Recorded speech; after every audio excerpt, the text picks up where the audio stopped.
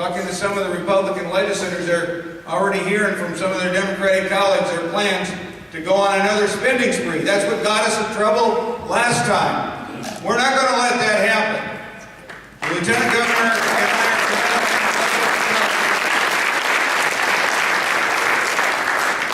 we're going to focus our resources on those things that are going to really make a difference.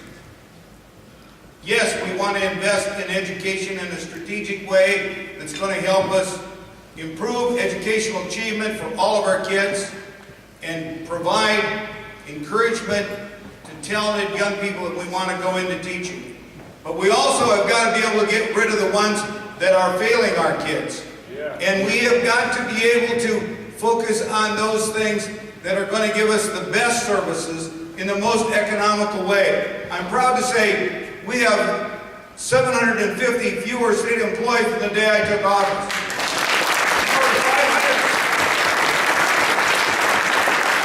There were 500 more in the pipeline that we stopped. But there's more that we can do.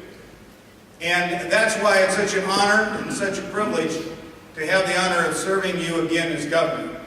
Because I learned a long time ago, you don't do this by yourself. It's the team you put together. It's the Lieutenant Governor. It's the members of the Executive Council that are part of our team. It's the Republicans in the House and Senate that work with us, whether they're in the majority or the minority.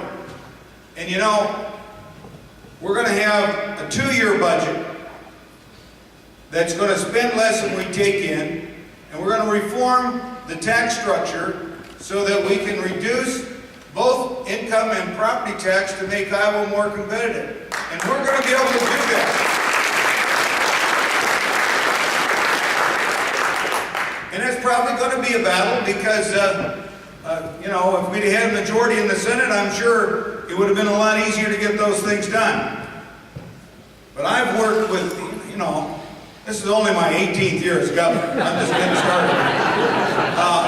And 16 of those 18 years, the Democrats have controlled the Senate. 16 of those 18 years. So I know how to deal with that. And we'll find, you know, and we'll find a way to get as much accomplished as possible. And yeah, we may have to compromise on a few things, but we are not going to compromise on principle, and we are not going to let this state get back in the fiscal mess that it was in when the Democrats controlled everything. Hear, hear.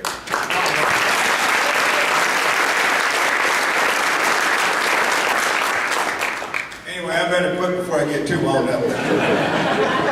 I am looking to the future, and I am encouraged about the opportunity that we have. I'm a realist, and I know what happened in this election, and I know it's not going to be easy, and I know that, but I also know this.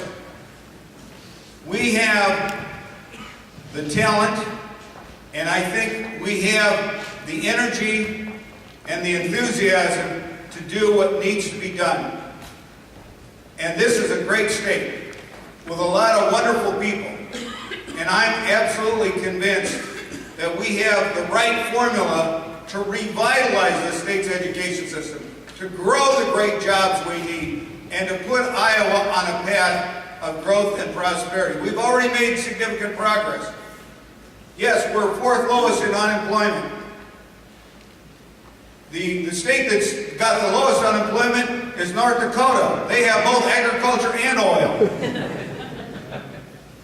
It just came out today on the best managed states in the country, and we're the 5th best. And the states that are ahead of us, the states ahead of us are places like Wyoming and North Dakota and South Dakota and Utah, all led by Republican governors. And at the bottom of the list is Illinois.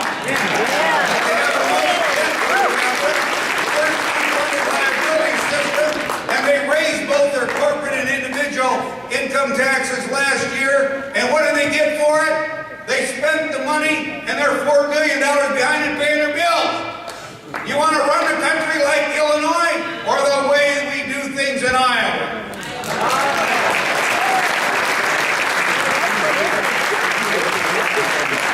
Anyway, I am starting to get so I better.